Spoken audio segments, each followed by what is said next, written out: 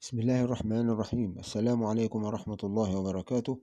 مستر أسامة يحييكم، وإن شاء الله معادنا النهاردة كيفية استخدام أدوات الاستفهام في اللغة الإنجليزية. سؤالنا إن شاء الله اسأل بالإنجليزي.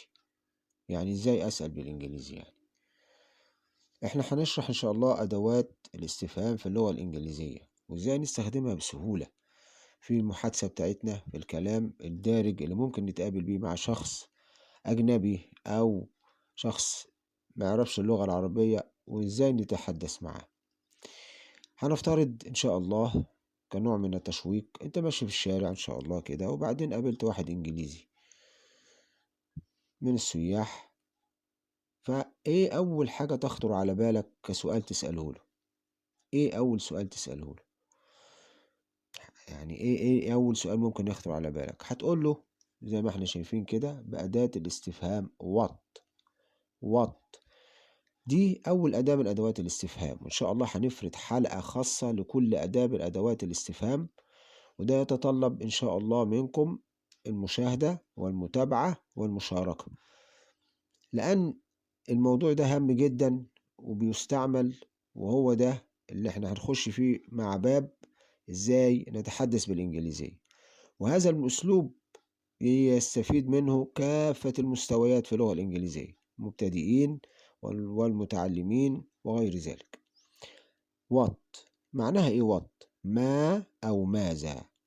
ما أو ماذا دي بيبقى معناها في السؤال، ممكن تيجي بمعنى ما وممكن تيجي بمعنى ماذا. what من أدوات الاستفهام المعروفة جدا. قابلت واحد وأنا ماشي عايز أتعرف عليه، شايفه محتاج مساعدة، أول حاجة بقول له إيه؟ بقول له what's your name. what's your name أهي. what's your name يعني ما اسمك. ما اسمك. what's your name ما اسمك. طبيعي هيرد عليا بالإجابة البسيطة دي، هيقول لي my name is علي. my name is علي، على فرض إنه اسمه علي، أو my name is David، my name is أنا، أي اسم بقى. دي مثال للاسم نفسه، بس بداية كمالة أو بداية الإجابة يقول my name is ويقول الاسم بتاعه. كده أنا اتعرفت على اسمه. طيب عايز بقى أشوف إيه المساعدة اللي أقدر أقدمها له. تفتكروا إيه هو السؤال اللي ممكن أسأله؟ فكروا معايا كده، إيه هو السؤال اللي ممكن أسأله؟ عايز تفكير كده ولو بسيط. هنقول what do you want. ماذا تريد؟ أنت تريد إيه؟ ماذا تريد؟ إيه اللي أنت تريده وأنا أقدر أقدمه لك؟ مثلا هيقول I want، من نفس السؤال أهو، هيقول I لأن بقول له أنت، هيقول لي I want to go the station. أنا عايز أذهب للمحطة، على سبيل المثل إن هو مسافر يدور على على المحطة. أنا أريد أنا أريد أن أذهب للمحطة. أنا أبتدي أوصف له المحطة بطرق أخرى هنتعلمها إن شاء الله، برجاء المشاهدة، برجاء المتابعة، برجاء المشاركة، لأن إن شاء الله هفرد لكل أداة استفهام حلقة خاصة بها عشان تبقى سهلة وما يبقاش فيه كلام كتير ومعلومات كتير والدنيا تتلخبط وتخش مع بعضها معاكم.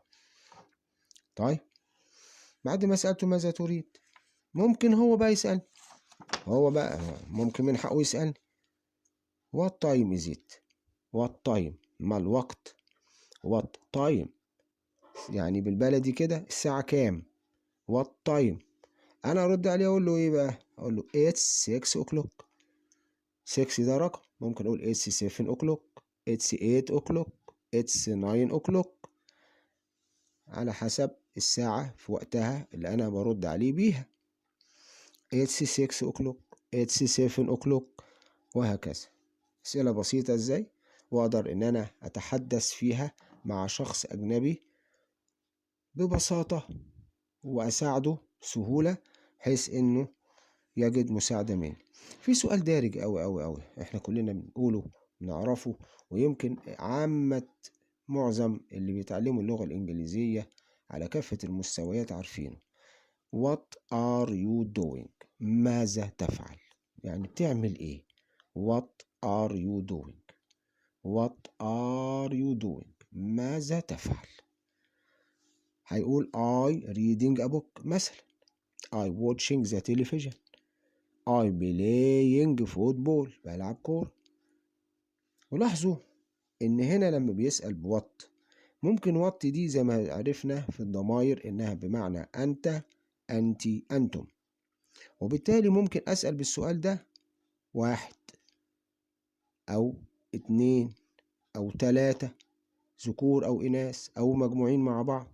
يعني ماذا تفعلان؟ ماذا تفعلون؟ ماذا تفعلون؟ What are you doing؟ ماذا تفعلون؟ ممكن ماذا تفعلون أو ماذا تفعل.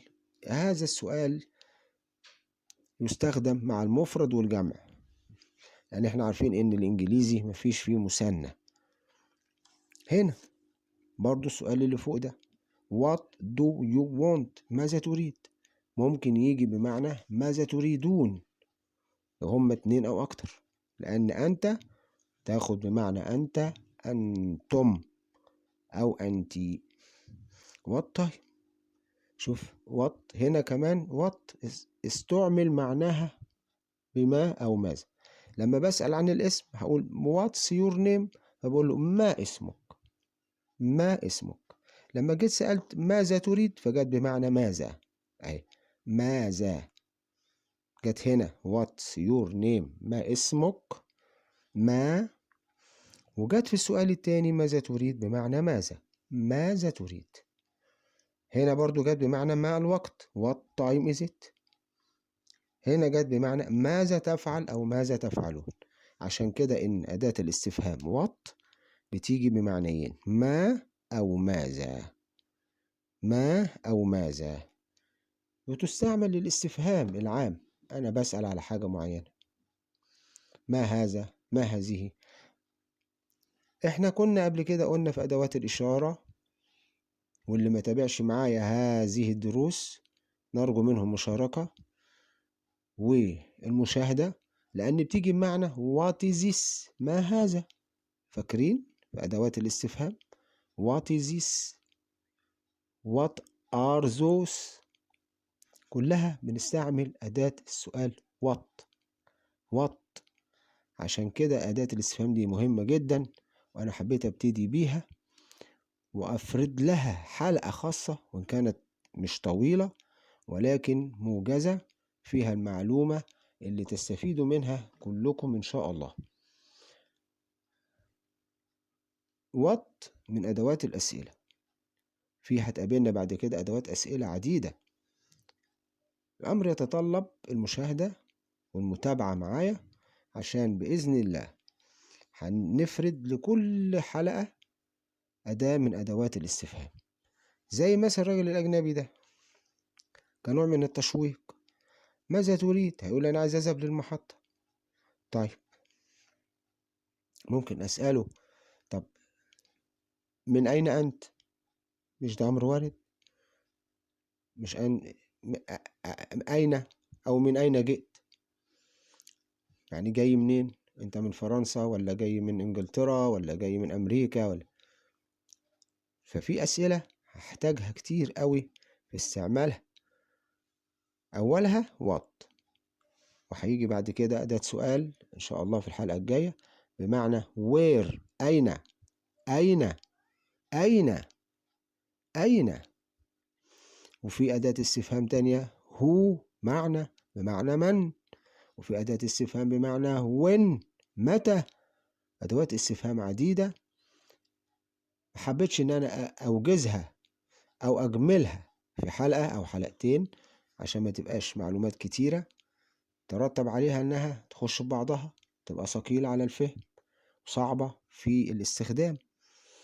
راجيا منكم المشاهدة، وإن شاء الله بإذن الله تحت برنامج اسأل بالإنجليزية أو اسأل بالإنجليزي أو شرح الأدوات الاستفهام، هنتكلم على كل أداة من أدوات الاستفهام مفردة ونشرح عليها، ناخد عليها أمثلة.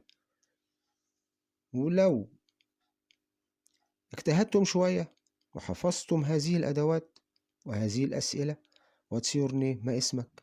What do you want؟ ماذا تريد؟ What time is it؟ What do you want؟ What are you doing؟ ابتديت أتكلم أهو، ابتديت يبقى عندي جمل إنجليزية أطرحها وأسأل بيها، أو حتى أنا أتسأل بيها وأجاوب عنها. شكرا لحسن الاستماع والمشاهدة والمتابعة، شكرا لحسن الاشتراك، وإن شاء الله بإذنك يا ربي هنتكلم عن باقي أدوات الأسئلة. هذا الأمر زي ما بقول وبأكد راجيا منكم المشاهدة والمتابعة، والسلام عليكم ورحمة الله وبركاته. إلى حلقات أخرى، مع تحيات مستر أسامة.